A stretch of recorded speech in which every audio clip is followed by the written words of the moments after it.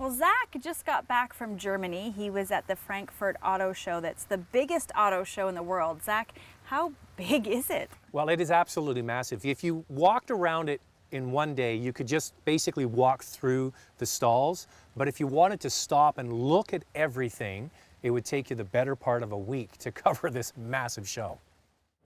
Well, on Driving Television, we cover auto shows. In North America, there are some big ones like Detroit, New York, and Los Angeles. But if you want the biggest, it's right here in Frankfurt, Germany. The International Auto Show is huge in scale, but not only the actual volume of buildings, but the cars and the amount of media that attends. So we're going to show you some cars that will be coming to Canada, but also cars that will stay on this side of the Atlantic. We're going to have a look around and see what the best of Europe has to offer.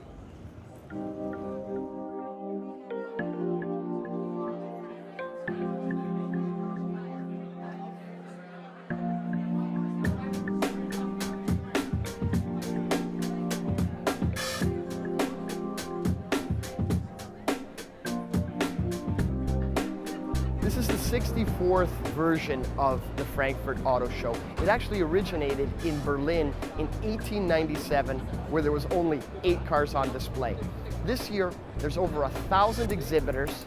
There's going to be over 1 million people come through the doors. And as you can see, just by looking around, we've got 59 cars on the Volkswagen show booth alone. So the show has truly become a massive international event.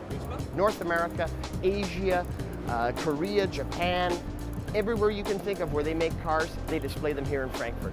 The Frankfurt Auto Show is massive. Over 10 buildings, over 1 million square feet. And it should come as no surprise that since it's our home show, Volkswagen takes up the most space. We've got over 100,000 square feet of display area here in Frankfurt. It took us about a month to set up with 1,000 workers. And as you look around, you can see what took all that time. Over 80 kilometers of cable alone for the lighting and for the sound systems have made this truly an international car show. So what do you do when 100,000 square feet just isn't enough?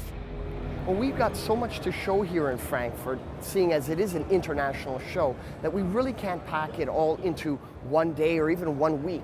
So what we do is, prior to the show, we have what we call a group night, where we show some of our finest new products to journalists such as yourself. And this year was no exception. We had over 2,400 people in a converted sport hall that we turned into, I guess, a stage on wheels, where we were showcasing cars from each of our brands: Volkswagen, Audi, Skoda, Seat, and our other brands, each displaying what we consider to be the most exciting new introduction for the show. With all the world's manufacturers showing up to show off their cars, space can still be an issue. So Audi built this structure. It's a temporary building to be torn down after the show. Inside it looks like a regular vehicle display, but this one has a unique feature that is something to behold. The cars on display move around a track built right into the structure, showcasing the vehicles, taking people for rides, and putting on a display that's pretty hard to beat. Each vehicle rolls onto a turntable for a short period of time and then continues around the building, each one taking a turn. These companies spare no expense when it comes to showcasing their brand. The cars on display included an urban concept 2-seater with race car-inspired looks that weighs only 480 kilograms. Audi also showcased their compact SUV, the Q3, and this new high-performance RS5. Each hall at Frankfurt typically houses one manufacturer. This is Mercedes Showcase with a custom-built 3-story display featuring a modular design for future use at other shows, and a massive multimedia wall that rivals anything that Las Vegas could put on. Now, the one vehicle that'll be exciting to Canada is the fully updated B-Class compact crossover. Now with Mercedes' signature front design, lower roofline, and cleaner design that is sure to be more appealing to our market due to a much better interior and conventional automatic transmission. The new M-Class is another big deal for North America.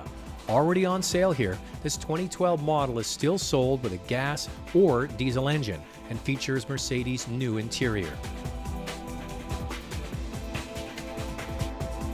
Now the showstopper was the world introduction of the SLS, this time without a roof or gull-wing doors. By the way, Mercedes is taking orders now. There was also some racing eye candy to soak up.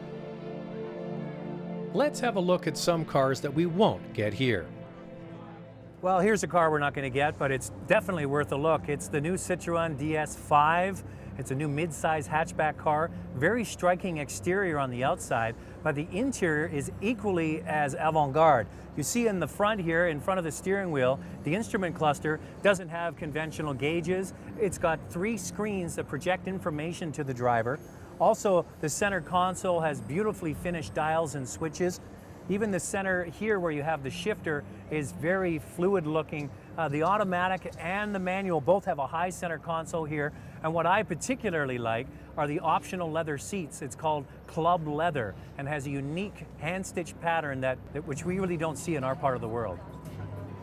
We often talk about the best fuel economy coming from diesel and from hybrid. Well, what if you could put the two together? Peugeot has done that with the very first hybrid diesel. It's called the 3008. It's going to be sold later this year in France and then Germany, and that's it for the world. Just announced here at the Frankfurt show is the 508 Touring, which will also have the hybrid diesel powertrain. Well, microcars are not uncommon in Europe, but this one's really micro. A 2-seater, one in the front, one in the back. And it's an all-electric car called Twizy, sold in Europe starting this fall in France and then in Germany. This little Renault starts at 7,000 euros, but if you want the swing-up doors, it'll cost you extra. Okay, for all you VW fanboys out there, here's the one car that you might want but you can't get. Or can you? Later in the show, we'll get an update on the VW Scirocco, now available in R trim for more power and performance. The really big news for Volkswagen was the introduction of a microcar called Up. Smaller than the Golf and Polo, this very efficient but roomy car opens up a huge market for Volkswagen in Europe and Asia. Perfect as a city runabout, it starts at just below 10,000 euros. Some concepts included a crossover Up, a nautical-themed convertible, and a beach buggy. Of course, there was also a highly efficient model, this one called Eco Up.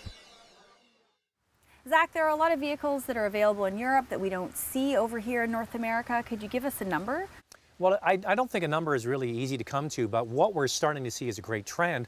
A lot of the European style is being influenced into North American products now, so that's a good thing. And speaking of style, the Volkswagen Scirocco, remember the Scirocco? Well, they have one in Europe, and a new one is called R. Very good looking car. We'll show it to you after the break.